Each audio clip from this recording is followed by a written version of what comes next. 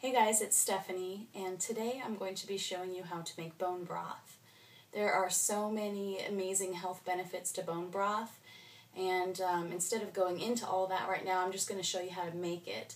But if you want more information, my favorite article ever written about it is on marksdailyapple.com, and I'll link it in the description box below so that you can see that. And speaking of that, I'm actually doing the Primal Blueprint 21-Day Challenge.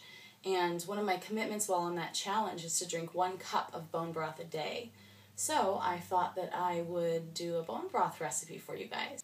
So the ingredients that are going into the bone broth today, I've got 5 pounds of bones, 4 of them coming from grass-fed lamb bones. There's still quite a bit of meat on those bones too.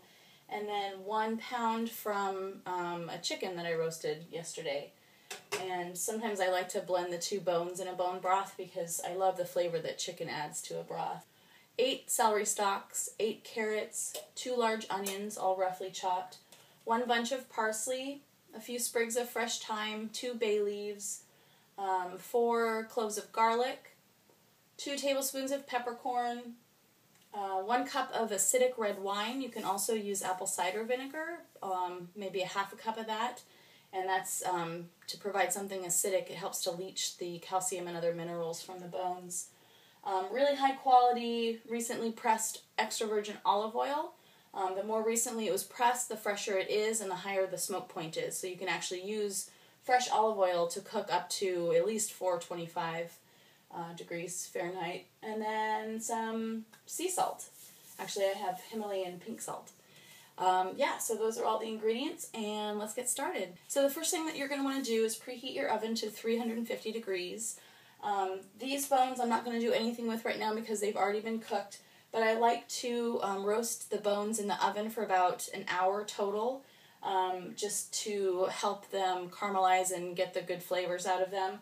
I'm going to rub the meat with olive oil first. That's going to help with the steady cooking and make sure no spots get overly browned. After 30 minutes of cooking in the oven, add the vegetables and roast those along with the bones for another 30 minutes. And of course I'm going to oil them as well before I stick them in the oven. So I just drizzle it over the bones.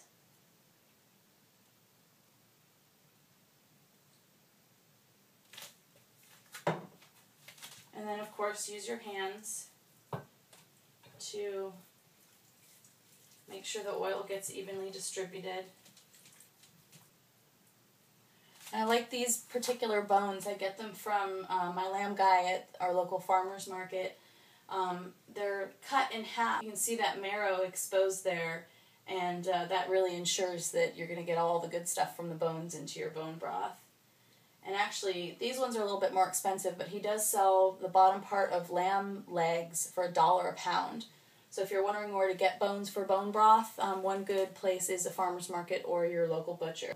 So once the bones have roasted in the oven for a total of an hour, that was a half an hour alone and then a half an hour with the veggies, you're going to want to take them out, transfer them into your stock pot, cover them with water about 1 to 2 inches above the top of the bones, and that's when you're going to add your red wine or your apple cider vinegar, and you're going to let that sit for about 30 to 60 minutes, and that's going to help to draw out the calcium and minerals from the bones before you start the simmer.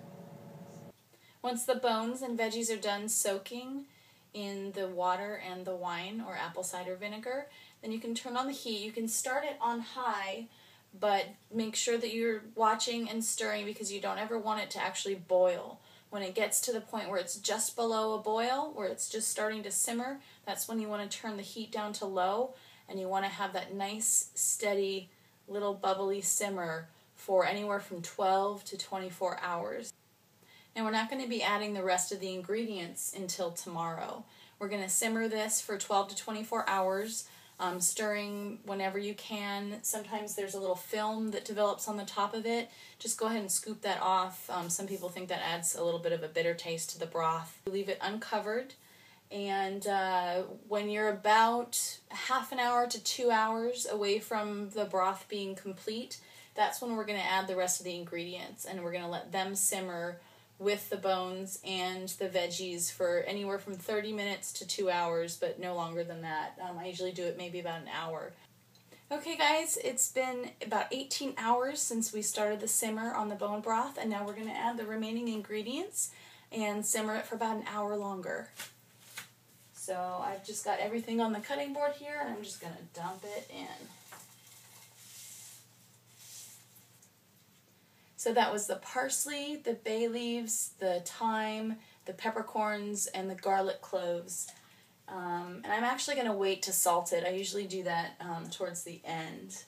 So once it simmers for that hour, you're going to want to take it off the heat, and I usually let it cool down for a little bit just until I can handle it without getting potentially burned. You don't want to let it cool any lower than 140 degrees Fahrenheit, because that's when bacterial growth can start. So if you have a thermometer, just check it every once in a while. You want to strain all of those big bits out of there. I usually take a large pair of tongs to get out the big pieces of bones, and then I just pour the whole pot. I usually have a large bowl with a large strainer on top, and I just pour the whole pot into there. Other times I've taken a mesh strainer like this and just scooped out all the big chunks like that and dumped them into another bowl. And then I can set this right on top of a bowl and then, pour it in there. So there's a lot of different ways that you can strain it out. So you just want to make sure that you strain out everything from the broth so that you're just left with the liquid. So once your bone broth has been strained, it's now time to put it into whatever container that you're going to store it in. I usually use glass jars like this. This is a 1 quart jar, so there's 4 cups.